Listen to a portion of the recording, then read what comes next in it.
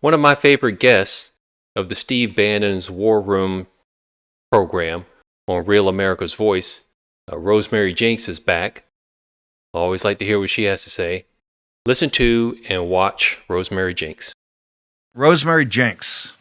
The New York Times, first off, out at AmFest, I want you to talk a little bit about the data that came out of the young people out there. Also, the New York Times is now awakened to the fact of something we've been working on for years. This is the issue of not just illegal immigration, which the president is moving heaven and earth to get on top of the mass deportations, which people at AmFest will show you that it's one of their top priorities, but also legal immigration. New York Times, we had Natalie Winters on last night breaking this story down. Walk me through, what are we doing? When are we going to get a 10-year moratorium on legal immigration to get the because this is where you're going to really kick in with the economy. This is going to get a massive explosion in wages, jobs, etc. What do you got for us today, ROSEMARY JENKS?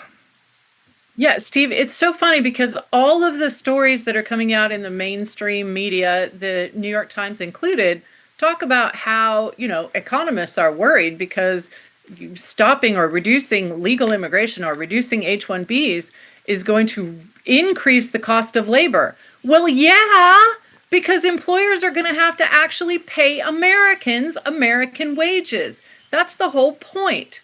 So, I mean, it's just ludicrous to think that, we need to essentially pay slave labor to do all these various jobs in the United States when we have plenty of Americans. And guess what? If those Americans are not employed, we're paying for them on welfare. So one way or another, we have to pay. We're either paying for them on welfare or we're paying for foreign workers to replace them, or employers are paying wages that Americans can actually live on. And that is critical. And that's something I haven't heard a lot of people say, that when people are out of work because of the effects of all forms of immigration, then we're paying for them anyway in the form of welfare programs. SNAP, food stamps, Section 8, or other kinds of subsidies when it came to health care. We have a lot of able-bodied people. Many of them want to work, some don't. Many of them do. And in the nation of opportunity, in the greatest nation on earth, in my opinion, and Trump calls us the hottest nation around, we need to get back to being more self-sustaining and stop thinking that we need some foreign savior and foreign talent to come here and help show us how to be Americans. So one of the things that happened, I think it was after the end of the AmFest that this was released, was a poll showing that 90%, I think it was 90%, want an immigration moratorium. And that is huge. That is huge. 90%, 89.5% people vote yes on the question, would you support a moratorium on new immigration into the United States? 10.5% say no. Who's going to America Fest, AmFest, and saying no to that question? And Republicans in Congress and the White House need to pay attention to this. This is a massive issue. And I will tell you, Steve, if we are able to, in some way massively restrict the H-1B visa, Americans are going to find out that there are a plethora of other visas that also reduce their wages and displace them from jobs. So fixing the H-1B is great. Eliminating the H-1B is great. But it's not going to solve the whole problem because our legal immigration system is massively out of control and has been for the last 50 years. ROSEMARY JENKS, the floor is yours, ma'am. Well, I think it just makes sense, Steve. We've had too much for too long. 50 years of mass immigration is too much. When Americans can look around and see, you mentioned earlier the problem with Islam. Americans see this coming into their communities. The Somali welfare fraud, there are so many, the Afghans killing Americans. There are so many aspects of mass immigration. We look at Europe and we make fun of them and how could that ever happen? How did they ever let that happen to themselves? We're doing the same thing here. It has to stop. People are fed up. People want to be able to recognize their community as an American neighborhood. That's not too much to ask. This is our country. America is for Americans. Our immigration policy must serve Americans' interests. That's true.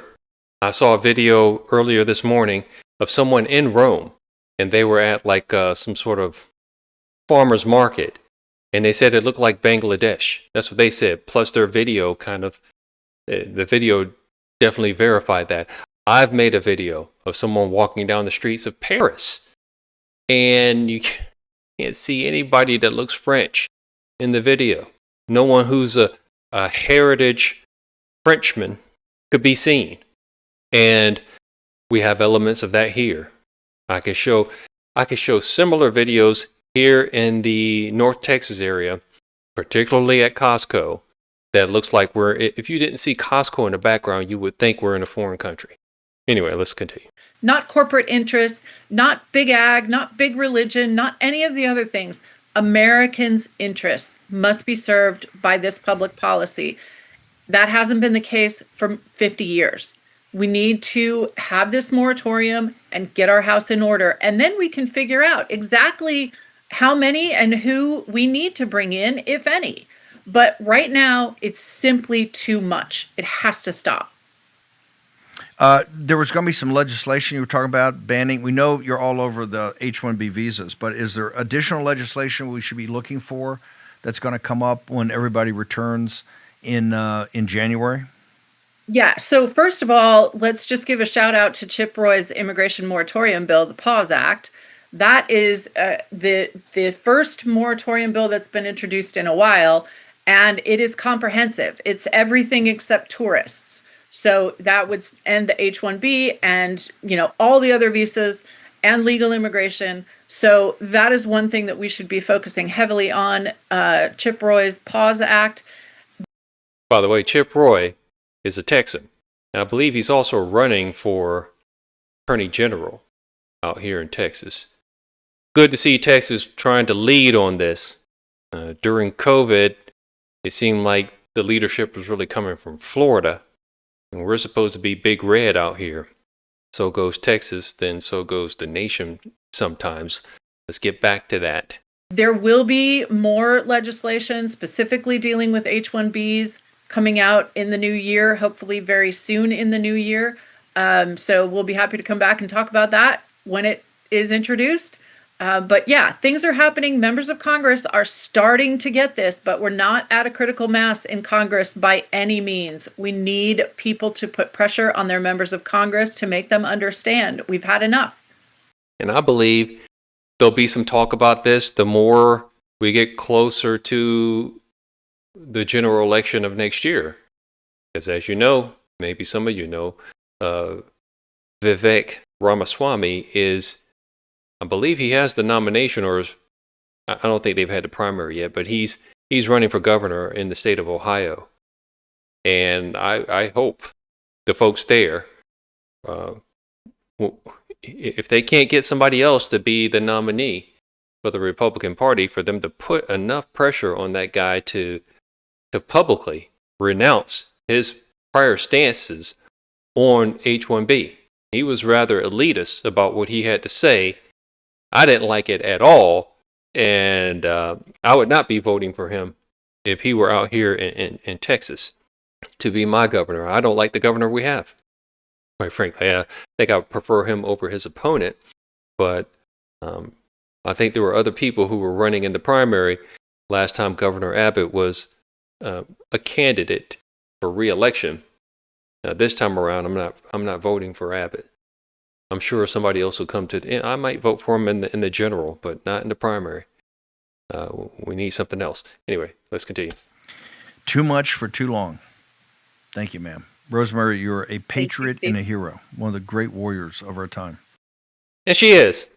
So I'd like, whenever I see her on the show, to watch, because it might be something I don't already know coming from Steve Bannon himself, and he continues to push this issue. Thank goodness, because but for him, he's got a big platform, and he allows people on his show like Rosemary JENKS.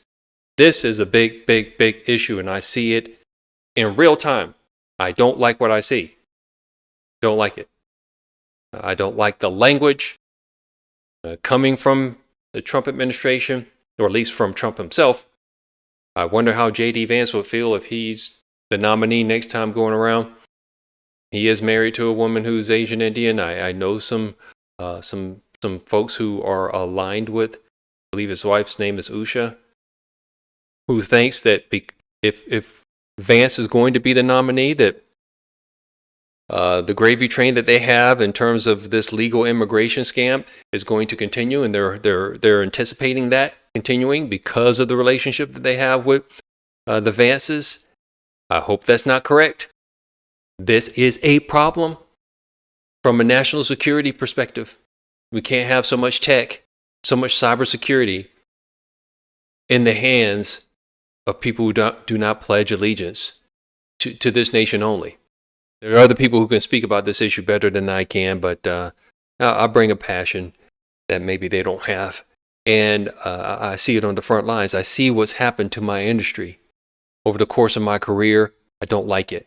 I don't like the snobbishness. As I've said before, when it comes to the blue-collar jobs, we act like Americans are too snooty to take those jobs. So we have to give them to the illegal aliens. They're the only ones who know how to do roofing. They're the only ones who know how to wash cars and run dry cleaners. When it comes to the tech stuff, we're too stupid to do that. So we're too snooty to do the blue-collar stuff, and we're too stupid to do the white-collar stuff. This kind of thinking has got to stop, because it's replacing Americans all along the spectrum is bad for us as a nation. We're going to end up, we have examples of this in Europe, in Italy, in France, in Germany, in the UK, and in Australia. We have examples of this in other areas of the West.